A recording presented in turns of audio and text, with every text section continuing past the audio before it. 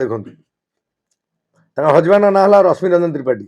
ତାଙ୍କ ଦୁଇଟି ପିଲା ଅଛି ଘରେ ପୂଜାଙ୍କର। ପୂଜା ବର୍ତ୍ତମାନ ତାଙ୍କର ରହୁଛନ୍ତି ଯେତିକି ମୁଁ ଜାଣିଛି।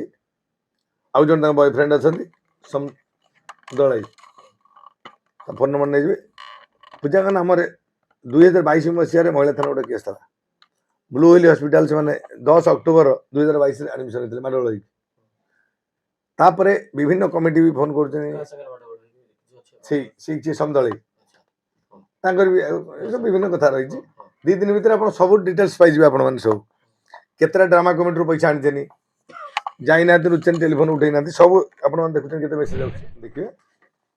ନିଜ ହାତରେ ଲେଖିଛି, ବ୍ଲାଙ୍କ ପେପର ନୁହଁ, ନିଜେ ବି କିଣିଛି। ପଛପଟେ ଦେଖନ୍ତୁ ଆମେ କେମିତି ନାଚ ଭାଇକି ଉଡେଇକି ଭୁବନେଶ୍ୱରରେ ପହଞ୍ଚୁ, ବାଟ ପାଇଲୁନୁ। ମାନେ ଏତେ ଡର ଭୟ ତାଙ୍କୁ ଥିଲା। କିନ୍ତୁ ଆଜି କଣ କହିଲେ, ଯେ ଗାଡି ଆଗ ପଥିଲା ଆମେ ଆସିବୁ କୋଉଠି, ଆମେ ଆରାମସେ ନାଚ ସାରିକି ଆସିଲୁ। ସେଦିନ କଥା ଝିଅ ନୁହଁ, ଝିଅ ମୋ ପାଖରେ ଅଛନ୍ତି 150, ପ୍ରତିବର୍ଷ 150 ଝିଅ ରହୁଛନ୍ତି 3ଟା ପାର୍ଟିରେ। 2-3ଟି ଝିଅ କେବଳ ଟଙ୍କା ପାଇଁ ଆସୁଛି ନା ଆଉ କଣ ପାଇଁ ଆସୁଛି। ଯେତେ ପ୍ରଥମ ଦେଖ ନରିପଣ୍ଡା 10 ଲକ୍ଷ ନେଇକି କିଏ ବଢେଇ ଦେଲା। ତାପରେ ସେଇ ଟଙ୍କା ମୁଁ 1000 ଟଙ୍କା ଦେଇକି ଆପଣମାନେ ଆସିଛନ୍ତି, ବର୍ତ୍ତମାନ ଦେଖିଦେବେ ଏଥିରେ ସେ କୋଉଭଳିଆ ବୁଲୁଛି, କୋଉଭଳିଆ ହସୁଛି, କୋଉଭଳିଆ ଇଏ କରୁଛି। କିଏ ବଢେଇ ଦେଲା, ମିଛରେ କହିଲା ମତେ ମାଇଲେ। ମୁଁ କିନ୍ତୁ 1000 ଟଙ୍କା ଦେଇକି ମିଠା ଖାଇବାକୁ ଦେଇ ପଠେଇଛି ବୁଝେଇ ବଜେଇକି। ତାପରେ 2 ଦିନ ପରେ ସେ କହିଲା ମେଡିକାଲ ଆଡମିସନ ନାହିଁ, ସେଠି କେସ୍ ନାହିଁ, କିଛି ନାହିଁ, ଶୁଣିତେ ବଦନାମୀ କଲା। ସେକେଣ୍ଡରେ ଆସିଲେ ସୋନାଲି ପଣ୍ଡା। ସୋନାଲି ପଣ୍ଡା ଆକ୍ଚୁଆଲି ଯେତେବେଳେ ମରିବାକୁ ସୁଇସାଇଡ୍ କରିବାକୁ ଯାଇଥିଲେ ତା ସ୍ୱାମୀ ଛାଡ଼ି ଦେଇ ପଳେଇଲା। ଆପଣ ଗଲାବେଳେ ବଡ଼ଚଣା ଛକ ପଡ଼ିବ, ସେଠି ଗୋଟେ କମିଟି ଅଛି। ସେଠି ପଚାରିବେ ଯେ ଝିଅଟିକୁ ଉଦ୍ଧାର କେମିତି କରିଥିଲେ। ଯେତେବେଳେ ସେ ବିକି ଦେଉଥିଲା ଅନୁଗୁଳର ଗୋଟେ ବ୍ୟାଙ୍କ ମ୍ୟାନେଜରକୁ 5 ଲକ୍ଷ ଟଙ୍କାରେ, ଗୋଟେ କହିନଥିଲି ତା ସ୍ୱାମୀ। ସେଠି ଏ କଥାଟା ଆଜି ଖୋଲିଲି, ଆପଣମାନେ ଯାଇକି ପହଞ୍ଚିବେ, ସେଠୁ ବୁଝି ଦେଇକି ଯିବେ। ପ୍ରକାଶ ବୋଲି ଜଣେ ପିଲା ଅଛି ସେ କମିଟିର ମୁଖ୍ୟ, ସେଠି ବି ଯେଉଁ ପିଲା ଅଛନ୍ତି ସେ ଉଦ୍ଧାର କରିଥିଲେ। ସେ ପଳେଇଗଲା ପରେ ଇଏ ହାତ ଫାତ କାଟିକି ଦେଖିଥିଲେ, ଅର୍ଗସରେ ଦେଖାଉଥିଲା ସୁଇସାଇଡ୍ କରିଥିଲେ। ମୋ ବାପା ତାଙ୍କୁ ଉଦ୍ଧାର କରିଥିଲେ। ଯେତେବେଳେ କେହି ନାହାନ୍ତି, ତାର ଘର ଲୋକ ବି ଯେହେତୁ ଘିନିକି ପଳେଇଥିଲା ସେ ଝିଅକୁ, ଘିନି ପଳେଇଥିଲା ନା, ତାଙ୍କ ଘରେ ପୁରେଇ ଦେଲେନି। ଆମେ ସେଠୁ କ'ଣ କଲୁ, ମୋ ବାପା ମୁଁ ସେ ମୁଣ୍ଡ ପୁରେଇକି ତାଙ୍କ ଘର ସହିତ ପରିଚିତ କରିଲୁ। ତା ଘର ସହିତ ମିଳାମିଶା କରିଲୁ। ଭାଇ ଭଉଣୀ ତା ପରିଚିତ ହୋଇ ତା ଗାଁରେ ବର୍ତ୍ତମାନ ଯିବା ଆସିବା ତା ଗାଁ ସହିତ ଗଲା। ଆମେ ତାକୁ ମଣିଷ କରିକି, ଜଣେ ବୁଡ଼ି ଯାଉଛି ସୁଇସାଇଡ୍ କରୁଛି, ଆମେ ତାକୁ ମଣିଷ କରିବା କ'ଣ ଭୁଲ ହେଲା କି? ଆମେ ମଣିଷ କରିକି ଆଜି ହିରୋଇନ୍ ନେଇକି ଲେବୁଲରେ ପହଞ୍ଚିଲା। ଖରାପ ଭୁଲ ଦୃଷ୍ଟିରେ, ଖରାପ ଆଙ୍ଗେଲରେ ଆମକୁ ମାନେ ମିଡିଆ ହାଇଲାଇଟ୍ କଲା ଯେ ଆମେ ଜଣକୁ ଆପଣମାନେ ସୁଇସାଇଡ୍ କରିଦେବେ, ଆପଣ ଜଣକୁ ବଞ୍ଚେଇବି। ଭୁଲ କରିଲି, ସାହାଯ୍ୟ କଲୁ। ସେ ଆଜି ପର୍ଯ୍ୟନ୍ତ ଅଛି। ସେ ନିଜେ କ'ଣ କହୁଛି, ସିଏ କୋଉ ଦୃଷ୍ଟିରେ ଦେଖୁଛି, ଆମେ କୋଉ ଦୃଷ୍ଟିରେ ଦେଖୁଛୁ। ଇଏ କହୁଛି ନିଜେ, କାରଣ ସେ ଚରିତ୍ରର ବ୍ୟକ୍ତି, ସେ କୋଉ ବ୍ୟକ୍ତିତ୍ୱ ଆପଣ ବି ଆପଣ ଭୁବନେଶ୍ୱରରେ ରହୁଛନ୍ତି, ଜାଣିପାରୁଥିବେ କେତେ ଝିଅ କ'ଣ ଅଛନ୍ତି, କ'ଣ ବେପାର ସବୁ ଜାଣିଥିବେ। ମୁଁ ବେଶୀ କିଛି କହିବା ସେ ବିଷୟରେ ଠିକ୍ ନୁହେଁ। ସିଏ ଗଲା। ଥାର୍ଡକୁ ଆସନ୍ତୁ, ମଞ୍ଜୁ, ସେ ସିଙ୍ଗର, କହିଲେ ମାଲିକ ଦାୟୀ ରହିବେ, ତାର କିଛି କିଡିନି କ୍ଷେଷ୍ଟ ହେବେ। ମଞ୍ଜୁ ସେ ଭଲ ପିଲା, ମୁଁ ସାରା ଗୀତ ବୋଲୁଛି, ଖରାପ କହିବିନି। ତା ଉପରେ ବି ମୋର 1 ଲକ୍ଷ ଟଙ୍କା ଅଛି, କିନ୍ତୁ ସେ ଡିସେମ୍ବର ମାସରୁ ଜାନୁଆରୀରୁ ସେ ଘରେ ଅଛି। ମୁଁ ଭଗବାନ ନୁହଁ ଯେ ଜାଣିବି ଯେ ଆକୁ ରୋଗ ହେଇଛି। 5 ମାସ ପରେ ଏବେ ଜଣା ପଡ଼ିଲା, 15 ଦିନ ଖଣ୍ଡେ ହବ କିଡିନି ନଷ୍ଟ ହେଇଛି। ଆମେ ପଇସା ଗୋଟେ ସବୁ ଆରେଞ୍ଜମେଣ୍ଟ କଲୁ, ସବୁ ପାର୍ଟିରୁ ଆଦାୟ କରିବା, ସବୁ ସିଷ୍ଟମ କଲୁ। କିନ୍ତୁ ତାଙ୍କର ଜୈନିକ ଜଣେ ହିରୋ ବାପି ପଣ୍ଡା କହିଲେ, ଯଦି ମଞ୍ଜୁ ଆଖି ନଚେଇକି ଷ୍ଟାଇଲରେ ମାଇଚିଆ ଭଳିଆ କୁହନ୍ତି, କହିଲେ ଯେ ଯଦି କିଛି କ୍ଷତି ହୁଏ ସେଥିପାଇଁ ଦାୟୀ ରହିବେ କିଏ, ଯାତ୍ରା ମାଲିକ। ଦେଖନ୍ତୁ 1 ଲକ୍ଷ ଟଙ୍କା ତା ଉପରେ ଅଛି, କଲେକ୍ସନ କରିବା। ମୁଁ ବି ତା ସହିତ ନିଜେ କଥା ହେଇଥିଲି। ମୁଁ ବି 2 ଲକ୍ଷ ବଡ଼ ଆମାଉଣ୍ଟ ଗୋଟେ ପଇସା ପଠେଇଥାନ୍ତି, ଆକାଉଣ୍ଟ ପଠେଇଥାନ୍ତି। ଆକାଉଣ୍ଟ ସେ ପଠେଇନି, ମୁଁ ପଠେଇନି। ସେ ଗୋଟେ ଗଲା। ଚତୁର୍ଥ ପଏଣ୍ଟ ହେଲା ମାମୁନି ଷଡ଼ଙ୍ଗୀ। ମୁଁ ରାତିରେ ଶୋଇଥାଏ, ରାତି 12ଟାରେ ଫୋନ୍ ଆସିଲା। ସେତେବେଳେ ପୂର୍ବଦିନ ତାଙ୍କ ସ୍ୱାମୀ କିନ୍ତୁ ଚଢ଼ିନି ଆଙ୍କରିଂ କରିବା ପାଇଁ, ଯେହେତୁ ତା ପରଦିନ ଲାଷ୍ଟ ଦିନକୁ ସେ ଚଢ଼େଇ ଦେଲେନି, ମନା କଲେ ତମେ ଚଢ଼ିବନି। ତାଙ୍କର ସେ କମିଟିର ଧସ୍ତାଧସ୍ତି ହେଇଛି। ତାଙ୍କ ସ୍ତ୍ରୀ ଯେତେବେଳେ ବାହାରିକି କହିଛି, ତାଙ୍କ ପାଟିତୁଣ୍ଡ ହେଇଛି। ଇଏ ଧରିକି ବାହାରିଛନ୍ତି, ଆମେ ଘରକୁ ପଳେଇ ଆସିବୁ। ଘରକୁ ଯେତେବେଳେ ପଳେଇ ଆସିବୁ ବାହାରିଛନ୍ତି, ସେ କମିଟି ଲୋକ ଯେହେତୁ 1,500 ଟିକେଟ କଟା ହେଇଛି ନା, ସିଏ ସେଠୁ କହିଛନ୍ତି ନାଇଁ ଯାତ୍ରା କରିସାରିବ, ସକାଳୁ ଯିବ। ସେ 7 ଲକ୍ଷ ଟଙ୍କା ବାକି ଥିଲା କ'ଣ ଦରମା ପାଇଁ ପଇସା ବାକି ଥିଲା ଦେଲେନି। 7 ଲକ୍ଷରୁ ସେଦିନ 1 ଲକ୍ଷ ଟଙ୍କା ନେଇଥିଲେ। 5 ଲକ୍ଷ ଟଙ୍କା ମୁଁ ଆଡ଼ଭାନ୍ସ ଦେଇଛି, ସେ ମାନୁଛନ୍ତି। 5 ଲକ୍ଷ ଯେଉଁ ଆଡ଼ଭାନ୍ସ ଦେଇଛି ମୁଁ ଯାତ୍ରାପାଟି କରିବିନି। ମୁଁ ଇଣ୍ଡଷ୍ଟ୍ରିଆଲ ଲୋକ ଯେଉଁମାନେ ଏଇଭଳି କରୁଛନ୍ତି, ମୁଁ 4 ଲକ୍ଷ 14 ଜାଗା ନା 15 ଜାଗା ଦେଇଛି କ'ଣ ଜୋରିମାନା ଦେଇଛି। ସ୍ୱାମୀ ଅଧିକ ସମୟ ଗପିବେ, ସେ ଝମିଲା କରିବେ ଆସିକି ଦେଇଛୁ। ଆମେ ରଖିବୁନୁ ଇଣ୍ଡଷ୍ଟ୍ରିଆଲ ଯେତିକି ରହିଲେ ଆମେ ନିଷ୍ପତ୍ତି ନେଲୁ 2ଟା ପାର୍ଟି କରିବି, 3ଟା କରିବି ନ କରିବି ନିଷ୍ପତ୍ତି କରିନି, କିନ୍ତୁ ଆଙ୍କୁ ରଖିବିନି। ଯାହାକୁ ରଖିବିନି ତାଙ୍କୁ ସବୁ ମନା କଲି ଯେ ଆପଣମାନେ ଅଲଗା ପାର୍ଟି ଦେଖନ୍ତୁ ମାସେ ଆଗରୁ। ସେ ବି ସବୁ ଯେଉଁ ପାର୍ଟିକି ଯିଏ ଗଲେ ସେ ପଇସା ମୁଁ ରିଟର୍ନ ବି କରିଦେଇଛନ୍ତି। କେହି ନେଇନାହାନ୍ତି, କିଏ ପଇସା ରିଟର୍ନ କରିଛନ୍ତି। ଆଉ ଗୋଟେ ପାର୍ଟିରୁ ବି ସେଭଳିଆ କରିଛି। ଯିଏ ଶୃଙ୍ଖଳିତ ଲୋକ ମୁଁ ବୁକିଂ ବି କରିଛି, ଭଲ ପାର୍ଟି ବି କରିଛି 4 ବର୍ଷ ପାଇଁ, ସେ ସବୁ ରହିବେ। ଇଏ ସେଠୁ ପଳେଇ ଯାଉଥିଲେ, ଅଟକେଇଲେ, ଗାଁ ସାରା ଅଟକି ସେଠୁ ଯାତ୍ରା କରିଲେ।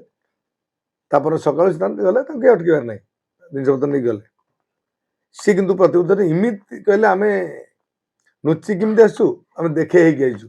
ଆଜି କହୁଥିଲେ ସେଦିନ ତାଙ୍କ ବାଇଟ୍ ଥିଲା ଯେ ଆମେ କେମିତି ନାଚ ଭାଙ୍ଗି ଉଡେଇକି ଭୁବନେଶ୍ୱରରେ ପହଞ୍ଚୁ, ବାଟ ପାଇଲୁନୁ। ମାନେ ଏତେ ଡର ଭୟ ତାଙ୍କୁ ଥିଲା। କିନ୍ତୁ ଆଜି କ'ଣ କହିଲେ ଯେ ଗାଡ଼ି ଆଗ ପଥିଲା, ଆମେ ଆସିବୁ କୋଉଠି, ଆମେ ଆରାମସେ ନାଚ ସାରିକି ଆସିଲୁ। ସେଦିନ କଥା ଆଜି କଥା ଫରକ ରହିଲା। ରାତାରାତି କେମିତି ଚେଞ୍ଜ ହେଲା? ରାତାରାତି କଥାଟା କେମିତି ଚେଞ୍ଜ ହେଲା? ରାତାରାତି ନାହିଁ, ସେଦିନ କହିଥିଲା, ଆଜି କହିଛିନି ଏଇଟା। ଆଜି ଏ କଥା ଛାଡ଼ିଛି। ଯାତ୍ରାପାଟି 7 ଲକ୍ଷରୁ ବର୍ତ୍ତମାନ 24 ଲକ୍ଷ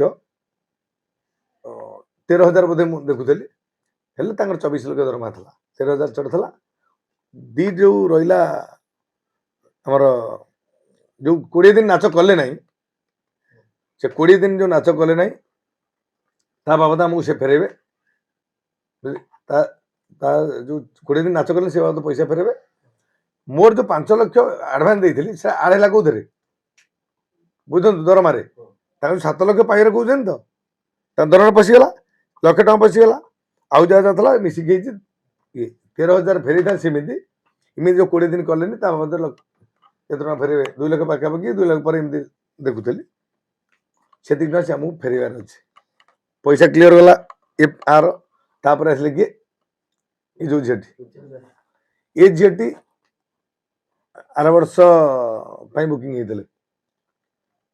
ଜୁନ୍ ମାସରେ ଯେତେବେଳେ ଆସିବେ ମୋତେ ଫୋନ୍ କଲେ, ମୋର ହାତ ଭାଙ୍ଗିଯାଇଛି। ମୁଁ କହିଲି ଆସ ଦେଖିବା ରିହର୍ସାଲ୍ କରିପାରିବ। ରିହର୍ସାଲ୍ ଯେତେବେଳେ ଆସିକି କଲେ, ଚଢ଼ିଲେ ପେଣ୍ଡାଲରେ, ଡାଇରେକ୍ଟର କଲେ ନାଚ କରିପାରିବେନି, ହାତ ବି ଭାଙ୍ଗିଯାଇଛି, ପ୍ଲସ୍ ନାଚ ବି କରିପାରିବେନି। ସେଠୁ ଆମେ ରଖିକି କ'ଣ କରିବୁ, ଏଠି ଝିଅଟାକୁ ପର ଝିଅ କାହିଁକି କରିବୁ। ଆମେ ସେଠୁ କହିଲୁ ଠିକ୍ ଅଛି, ଲେଖିକି ରଖ, ନା ପଇସା ଦେଇକି ଯାଆନ୍ତୁ, ଘରୁ ମଗା।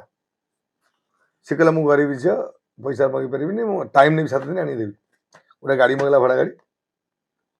ସେଠୁ ନେଇକି ସେ ଗଲା, ଲେଖିଦେଇଗଲା। ଏଇ ଲେଖାଟା ବି ଦେଇଛି, ଆପଣମାନେ ଦେଖିବେ, ନିଜ ହାତରେ ଲେଖିଛି, ବ୍ଲାଙ୍କ ପେପର ନୁହଁ, ନିଜେ ବି କିଣିଛି, ପଛପଟେ ଦେଖନ୍ତୁ। ଦେଇଗଲା, କହିଲା ମୁଁ 7 ଦିନ ଭିତରେ ଫେରେଇବି। ସେ ନ ଫେରିଲା ଯେତେବେଳେ ଆମେ ସେଠୁ 5 ଥର 7 ଥର ଏମିତି ଫୋନ୍ କଣ୍ଟାକ୍ଟ କଲୁ। ବାଘାତ, ହଁ, ତାପରେ 2 ମାସ ପରେ ଦେଖିବାକୁ ଯାଇ ବାଘାତ ଯାତ୍ରାପାଟି କରିବାକୁ ଯାଇଛି। ତାଙ୍କଠୁ ପଇସା ନେଇଛି ଆଡ଼ଭାନ୍ସ। ସେଠି ଯାତ୍ରା ନ କରିପାରିଛି, ସିଏ ପଇସା ମାଗିଛନ୍ତି। ସିଏ ପଇସା ତାଙ୍କ ନାଁରେ ଯାଇ କେସ୍ କରିଦେଲେ, ମୋତେ କରିଦେଲେ, ରେପ୍ କରିବାକୁ ଚେଷ୍ଟା କରୁଥିଲେ। ମୋତେ ସେଠି ସେ କଥା କହିଲି, କେସ୍ ଦେଲା ବାରଙ୍ଗ ଥାନାରେ। ଏ ନେଇଯିବ ଲୋକଟି, ନୂଆ ପାର୍ଟି କରିଛି, 2-3 ମାସ ଡରିଗଲା, ପଇସା ପତ୍ର ଦେଇ କମ୍ପ୍ରମାଇଜ୍ ହେଲା। ସେ ସବୁ ରିପୋର୍ଟ ବାରଙ୍ଗ ଥାନାରେ ଆପଣ ବୁଝିବେ ଆଜିକା ଡେଟ୍ରେ। ତାପରେ ଯେଉଁ ମ୍ୟାରେଜ ଶିବଶକ୍ତି ପାର୍ଟିରେ ଥିଲା, ତା ପୂର୍ବରୁ ତାକୁ ମାଡ଼ ଜୋର ଦେଇଛନ୍ତି ତା ସ୍ତ୍ରୀ ଆଉ ଝିଅ ଫିଅ ସବୁ, ସେଠୁ ଆଇଛି। ଆମେ ସବୁ ଏବେ ଜାଣୁଛୁ ଏ ଝିଅକୁ, ହଁ, ଯିଏ ତା ମ୍ୟାରେଜ କରିବାକୁ ଚାହୁଁଥିଲା ଶିବଶକ୍ତି ମାଲିକକୁ, ତା ସ୍ତ୍ରୀ ଆଉ ତା ଝିଅ ହେଲେ ସେଠୁ ଇଏ କଲେ। ତାଙ୍କର ମୋତେ କହିଲେ ସ୍ୱାମୀ ନାହିଁ, ତାଙ୍କ ସ୍ୱାମୀ ନା, ପ୍ରକୃତରେ ତାଙ୍କ ସ୍ୱାମୀଙ୍କ ନାଁ ହେଲା, ହଁ ମୁଁ କହିସାରି ସେ ବିଷୟରେ। ତାପରେ ପଇସା ତ ମାଗିଲୁ, ନଦେଲେ ଆମେ ସେଠୁ ଓକିଲ ନୋଟିସ୍ କଲୁ। ଓକିଲ ନୋଟିସ୍ରେ ତାଙ୍କ ଓକିଲ ଦେଲା ଆମକୁ ଯେ ସେ ବ୍ଲାଙ୍କ ପେପରରେ ସାଇନ୍ କରିଛି, ପଇସା ଆପଣ ନେଇଯାଇଛନ୍ତି, ବ୍ଲାଙ୍କ ପେପର ସାଇନ୍ କରି ଆପଣମାନେ ପ୍ରମାଣ ଦେଖିଲେ ପୁରା ନିଜେ ସାଇନ୍ କରିଛି। ତାପରେ ଆମେ କେସ୍ କରିବାକୁ ବାହାରିଲୁ। 5 ଥର ଖଣ୍ଡେ ଆମ ଓକିଲକୁ ରିକ୍ୱେଷ୍ଟ କରିଛନ୍ତି ଯେ ଆପଣ କେସ୍ ସିଭିଲ୍ କୋର୍ଟରେ ଆମେ କେସ୍ କରିବୁ, ଆମେ ତ ବାହାରିଲୁ କୋର୍ଟରେ କେସ୍ କରିବା ପାଇଁ ସେ ଯେତେବେଳେ କହିଲା ମୁଁ ପଇସା ଦେଇଦେବି ପଇସା ତ ଦେଲା ନାହିଁ ଆମେ ସେଠୁ କେସ୍ କରିବୁ ଆମର ଛୁଟି ଅଛି ବର୍ତ୍ତମାନ ଇଏ ହେଲା ତା ଡେଟ୍ ପଡ଼ିଲେ ଇଏ ହବ ସେ ମାମୁନି ସଡିଂ କେସ୍ରେ ଇଏ ଭାବି ଦେଇଛି ଆମକୁ କହିଦେଲେ ନାଣ୍ଡୁ ବିଚଳିତ ହେଇଯିବେ ପଇସା ମାଗିବେନି ଏ ପଇସା ଗଲା କିନ୍ତୁ ମୁଁ କେସ୍ କରିଛି ମୁଁ ଲିଗାଲରେ ଅଛି ପଇସା ନେବି ତାଙ୍କ ଡୁପ୍ଲିକେଟ୍ କଥା ଦେଖନ୍ତୁ ତାଙ୍କ ହଜବେଣ୍ଡ ନାଁ ହେଲା ରଶ୍ମି ରଞ୍ଜନ ତ୍ରିପାଠୀ ତାଙ୍କ ଦୁଇଟି ପିଲା ଅଛି ଘରେ ପୂଜାଙ୍କର ପୂଜା ବର୍ତ୍ତମାନ ତାଙ୍କର ରହୁଛନ୍ତି ଯେତିକି ମୁଁ ଜାଣିଛି ଆଉ ଜଣେ ତାଙ୍କ ବୟଫ୍ରେଣ୍ଡ ଅଛନ୍ତି ଦଳାଇ ତା ଫୋନ୍ ନମ୍ବର ନେଇଯିବେ ପୂଜାଙ୍କ ନାମରେ 2022 ମସିହାରେ ମହିଳା ଥାନା ଗୋଟେ କେସ୍ ଥିଲା ବ୍ଲୁ ହିଲ୍ ହସ୍ପିଟାଲ ସେମାନେ 10 ଅକ୍ଟୋବର 2022 ଆଡମିସନ ହେଇଥିଲେ ମାଡ଼ଗୋଳ ହେଇକି ତାପରେ ବିଭିନ୍ନ କମିଟି ବି ଫୋନ୍ କରୁଛନ୍ତି ସେଇ ସମଦଳେଇ ତାଙ୍କର ବି ଏସବୁ ବିଭିନ୍ନ କଥା ରହିଛି 2 ଦିନ ଭିତରେ ଆପଣ ସବୁ ଡିଟେଲ୍ସ ପାଇଯିବେ ଆପଣମାନେ ସବୁ କେତେଟା ଡ୍ରାମା କମିଟିରୁ ପଇସା ଆଣିଛନ୍ତି ଯାଇନାହାନ୍ତି ଲୁଚେନ୍ ଟେଲିଫୋନ୍ ଉଠେଇ ନାହାନ୍ତି ସବୁ ଆପଣମାନେ ଦେଖୁଛନ୍ତି କେତେ ମେସେଜ ଆସୁଛି